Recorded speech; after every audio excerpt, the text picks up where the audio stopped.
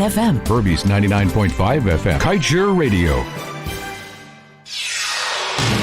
This is the news on top of the hour. Live from our studio in Georgetown. Kaieteur Radio, 99.1 FM.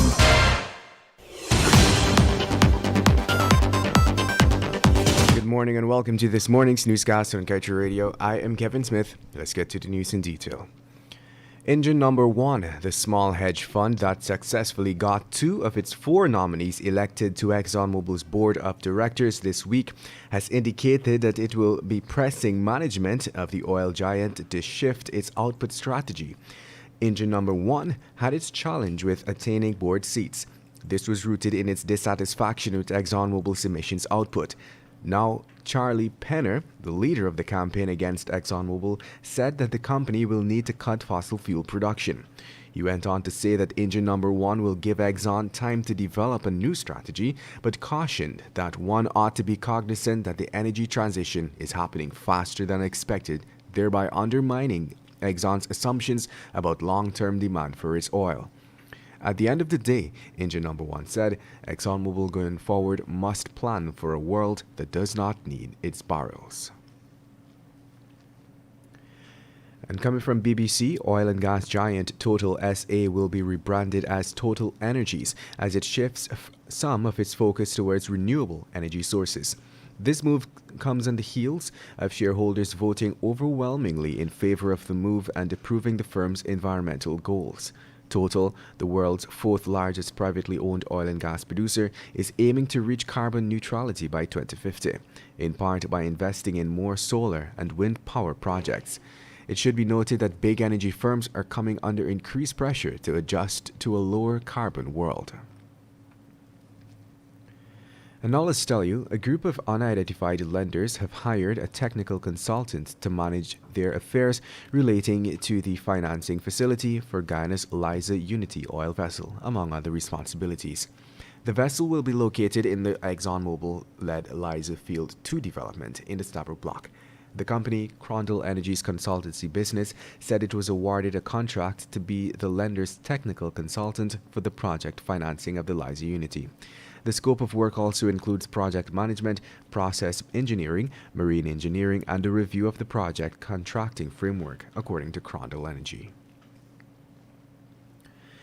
And moving on, the AFC recently registered its concern that there appears to be less than adequate measures or plans in place, including oversight capabilities by government agencies to handle all radioactive, toxic, and hazardous wastes produced by the oil companies operating locally in a safe and environmentally sound manner. As such, the party said it is concerned with the reported chaos and non-responsiveness meted to Guyanese people by the EPA and legislatively public meetings. Further, the party noted that there are anxieties being aroused by the introduction of facilities to store and manage radioactive wastes, materials, and equipment in our neighborhoods, on our crowded streets, and in close proximity to our water and fresh air.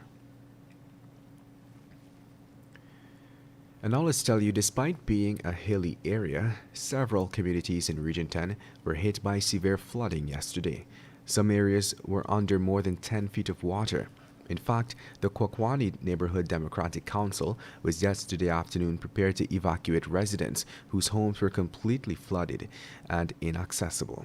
In the Kwakwani waterfront Lamp Island areas, the water was as high as 12 feet. Vehicles and one-story homes were completely covered as well. The area up to press time was also completely inaccessible by road.